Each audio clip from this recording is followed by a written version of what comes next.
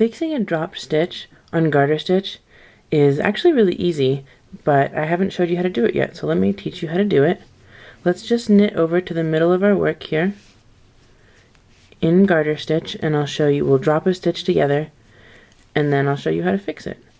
Now, I know this might seem like a scary thing to do, but the more mistakes you make while you're knitting, the more you learn about knitting and the better you get. So I hope you do make this mistake with me at least, just to try it out. If you never make this mistake, at least maybe a friend will make it and you can help them. So let's just drop this stitch right here. Take it off the needles, and there we go. And we'll just pull a few of these ladders out. So by the way, if this does happen, just take your knitting needle or a stitch marker or whatever and try to catch that loop of yarn and just put it somewhere so you can fix it, okay? If you don't feel comfortable fixing it using my video, but I'll walk you through it. I think we'll be okay. So let's drop it pretty far down. Whoa, way far down. Way, way far. Okay, there we go. So we've got this little loop here, and then a bunch of these ladder rungs of yarn. They look like ladders to me. That were knitted in the stitches, but now are undone. So because garter stitch the fabric consists of alternating rows of knit and purl, when we pick this knit stitch up, we need to alternate knit and purl, otherwise it's going to look all funny, right? We don't want all knit stitches on one side. So how do we know which rows are knit and which ones are purl? Well, we're going to count down from the top, and this is how we're going to do it. Looking at the row that we're knitting, like this yarn right here that we're knitting with, this is going to be a knit row, right? The way we know that is because garter stitch is always a knit row when we're knitting it. So this is a knit row, so then we're just going to alternate as we count down. Knit, purl, knit, purl, knit, purl.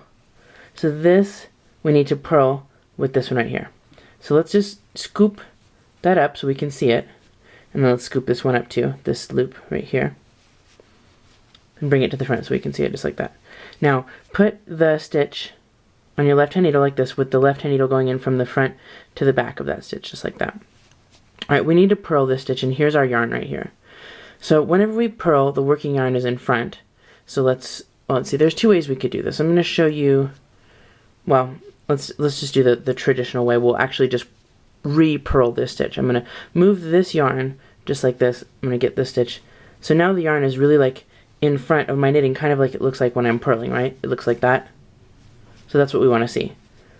Alright, now we're just going to come in from the back to the front just like we're purling, and come around here. This is how you purl continental style.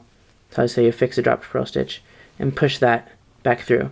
And I'll show that to you again. But there's our purled stitch, and we can tell because look, it looks like a little string of pearls, right? Or a little turtleneck sweater. Next, let's get this stitch back on the left hand needle. Now we need to knit using the next ladder rung up, so just move that stitch to the front as we find the next highest ladder right there. We can put that on the needle, and here's a really fast way to fix a knit stitch. Put it here in front like this, with the needle also going from the front through the back, just like that. And then take the stitch and pop it over the yarn. Like that. And then you've knitted your stitch. There's your knit stitch right there. Alright, so now we need to purl another stitch. I'm going to show you again exactly what I did. Let's bring that to the front until we find the next lowest ladder. It's right there. Going in from the back to the front, we've grabbed our yarn. The stitch is already on the left hand needle for that one. So let's just move it over. There we go. So now it's nice and in front.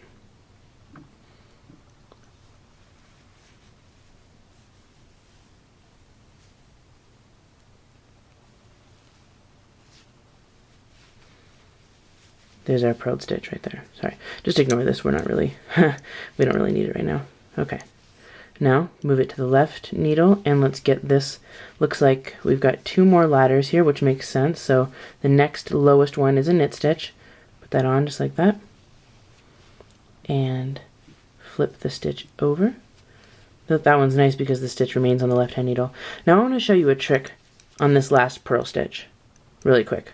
Let's do something, because we can also fix a purl stitch by turning it into a knit stitch, just by turning the work around, right? Let's move the stitch here to our left hand needle, what is now the left hand needle. Oops, we've got to get this, we need to get this yarn behind. There we go. Because whenever you're knitting, the yarn's always behind, right? Alright, so now we've got our yarn behind. Just put it on with the left needle going in from the front to the back, and flip that loop over. Because now it's a knit stitch, since we turned around, then you can turn your work back around. So as long as you remember to move the ladder to the back of your stitch, you could do that for every single stitch that you're trying to fix. Every time it's a purl stitch, you could just turn your work around, but you don't have to. Alright, and we don't have any more ladders. That's it, so now we just continue knitting. Like that. And let's knit a few stitches and then we'll take a look. Alright, so it looks a little funny and stretched out, but we have our garter stitches back. See that? We've got this whole row. There's some purl bumps, knit bumps, or non-bumps, V's I guess, purl bumps, like that. So this is a little stretched out. If you want, you can knit to the end of the row and then use your knitting needle, use an empty knitting needle to sort of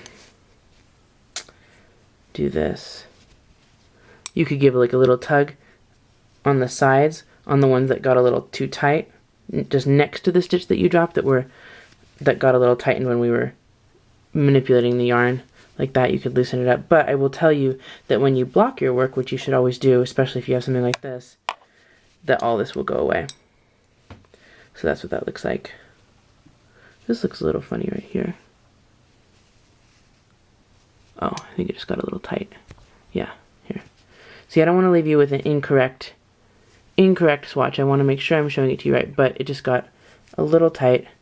That guy just got pulled really tight right here. There we go. That looks normal. So we did it right. Alright, now you try. I know you can do it.